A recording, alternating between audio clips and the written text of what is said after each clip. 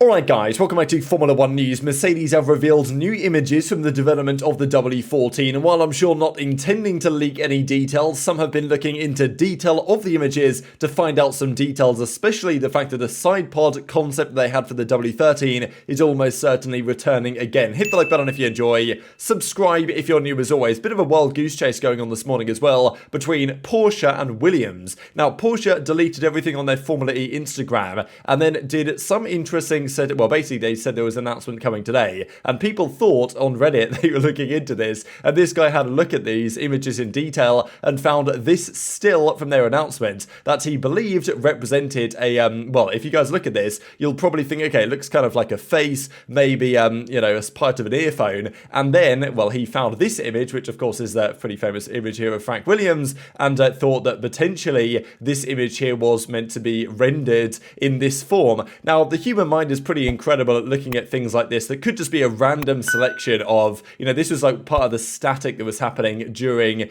the kind of one of the frames of this video they come up with, and the human brain will look at this and think, oh wow, it must be a face. Here's the ear, here's the eyes, here's the nose, here's the chin, all this type of stuff. Reality is maybe there's nothing like that going on at all, and it's just the brain playing tricks on us in effect. But people believed after this that, okay, wow, here we go, big announcement, baby, Porsche and Williams, it's going to be a thing. This was a rumor for a couple of months now that Porsche were going to either buy Williams or partner with Williams or something, aligning with interesting timing with James Vowles moving from Mercedes over there. Now, it turns out that wasn't the case at all, and the Porsche big announcement was just for some new channel, Porsche Motorsport, they're coming up with. So, yeah, apparently they've either distracted from this topic or there's nothing at all happening here. So maybe some people still hold out hope that Porsche Williams is going to happen, but I wouldn't hold out too much hope, to be honest, now that it's pretty much not going to be the case anymore. And yeah, rumours were circulating even before this that indeed Porsche purchasing Williams was not going to happen and is still not going to happen, and those rumours are apparently inaccurate, unfortunately. So engine deals are up for discussion, but Porsche do apparently still want to get involved in Formula 1. So we'll see if that happens either with Williams or with another team. There was rumours they were going to partner up with Red Bull that eventually went nowhere, and even Vowles actually gave some thoughts on this. You guys said it was pronounced Vowles, which is probably correct, to be honest,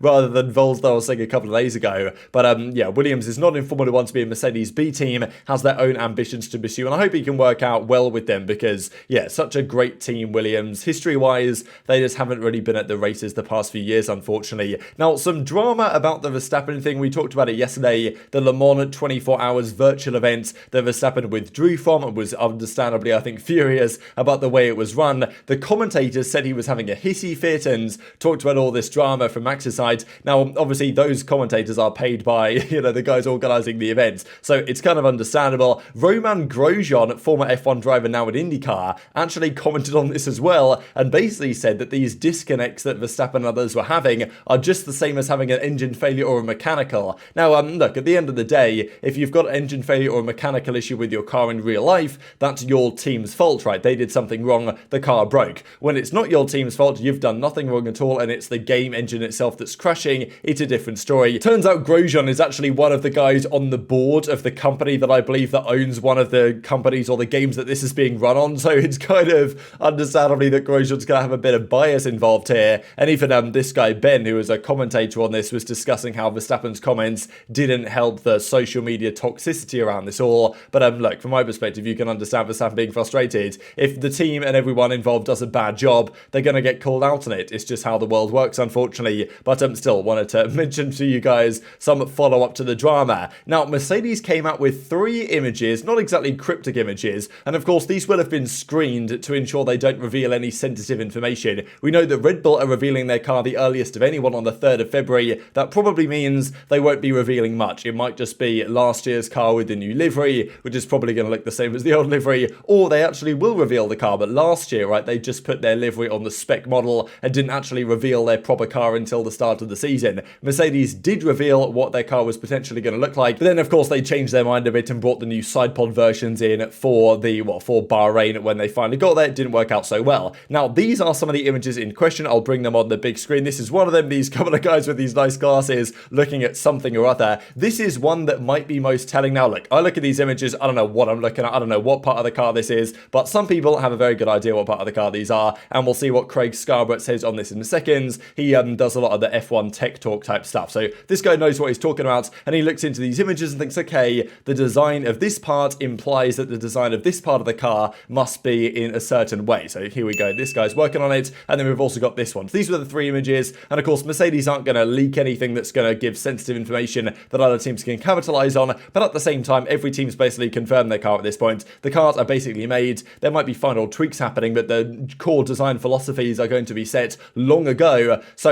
if Mercedes reveal some information in these tweets, as they probably have done, then it's not like other teams are going to be able to copy anything at this late of an hour, but it's still interesting for us fans to have a look at. So Craig Scarborough looks at this and says, hang on a second, this super undercut monocoque is still on the W14, suggesting narrow radiator mounting, which might mean the 0 pods remaining. So I think he's looking at this one, which is the W13, right, last year's one, and maybe looking more towards the rear of this one. And we know that the W13 was so narrow, especially towards the back, they had to mount the radiators higher in the car and some other things higher, and there was questions whether that was actually good from the drag perspective, because I think a lot of us saw the 0 side pod design and thought, okay, wow, that means less surface area hitting the air coming forwards, therefore less drag. Reality is, though, that if you have wider side pods like Ferrari do, it pushes the air outside, which does create more drag from those side pods, but it means that the rear wheels are getting less air, and therefore you'll get less drag from the rear wheels. So, you know, apparently this was a bit of a trade-off here, and Craig Scarborough goes on to discuss this, but yeah, he believes that this image here implies that indeed they're also going for a similar route with the kind of super undercut monocoque, as he describes it, we saw on the W13. He reckons that image implies the same thing is happening this year, and therefore narrow radiator mounting, 0 side pod design is returning, and this also a similar looking roll hoop inlet, whatever that implies, that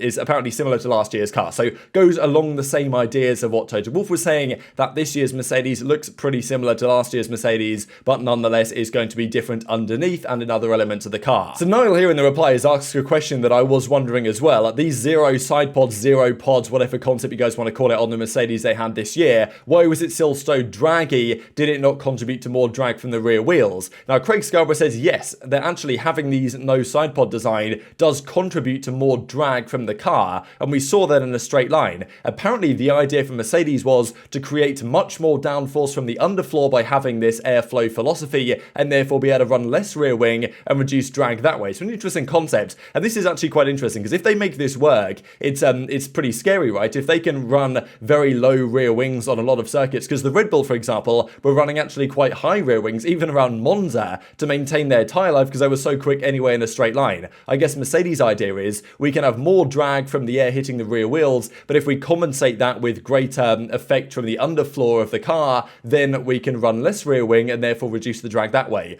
Obviously, the porpoising issue meant they had to raise the ride height, and therefore the floor wasn't so effective. Now, in fairness, they're guaranteed, or they're forced to raise the ride height this year anyway, because that's a new rule, right? They've got to raise the ride height by like the 10 millimeters or whatever that the FIA say they have to try and counter porpoising going forwards. So yeah, definitely an interesting idea here that he's like, well, actually they intended to get more drag from this design, but they thought they could compensate with extra ground effect performance. They could reduce the rear wing and increase the top speed that way. So I think that's what they were going for here, but obviously they believe they can do it again, and that is you know, quite the statement really if they are doubling down on the 0 side pod design. They believe it wasn't the side pods that were the issue, clearly. They believe it was maybe some of the suspension towards the back of the car and also the way the floor was designed. So I guess that's their plan to success again, but you would think that with the new changes to the to the floor dynamics, they have to raise it a little bit, and actually Mercedes were pushing for that. You would think that potentially if the idea of these side pods is to increase the effectiveness of the floor, that therefore got worse with these new regulation changes,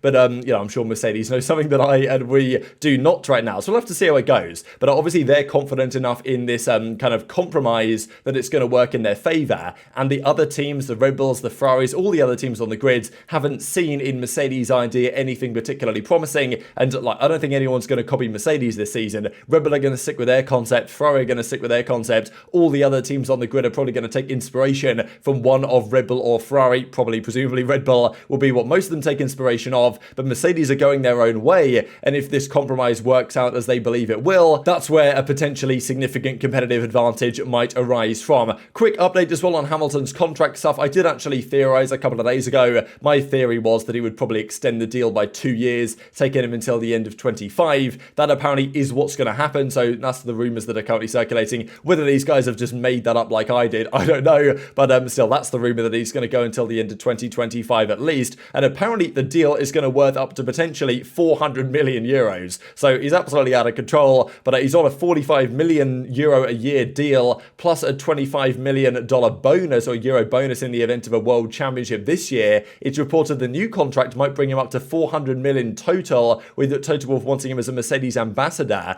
and then a deal with the Daimler Group and all this type of stuff. So Hamilton's balling already. He's going to be balling even more after this one, but potentially another 3 years at least of Hamilton. This year, 24-25 is what we presently believe. Also, quick note on the Mercedes side, we know that James Vowles is not going to be replaced, let's say, in his, at least they're not going to hire anyone new to replace his role. They're going to kind of promote from within. Apparently, Rosie Wade, who has worked in the strategy team for many years, is going to step up to kind of like the chief of strategy role that James Vowles occupies. So I thought an interesting little update there. And also this from Aston Martin, confident that they have recruited a number of skilled personnel. The team has been working on the car for months and has been very aggressive with its design. Thought a quite interesting statement. So yeah, to me, the team to watch over the next, I would say 3-4 years is Aston Martin. They've got the resources, they've got the money, they've hired a lot of good people. They made great progress last year. They've also got Fernando Alonso over there, which is a pretty exciting prospect this season. Yeah, young prospect Fernando Alonso, fresh on the scene. But yeah, just the fact that they say themselves they've been aggressive with their design. Aggressive sounds pretty risky, right? They're maybe a high risk approach. Now, I don't think that means they're copying Mercedes' model, but it might mean they've gone down a route which either could backfire, or if it works out very well, they could be seriously in the hunt. So we'll see how it goes. But Aston Martin, to me, maybe the team to watch this season, actually. Probably Mercedes are the team to watch this season, how they rebound. But over the next few years, my eyes are certainly on this Aston Martin project. So very much intrigued to your thoughts on all this stuff in the comment section below. Hit the like button if you enjoyed. Subscribe if you're new. Take care, and I'll see you next time.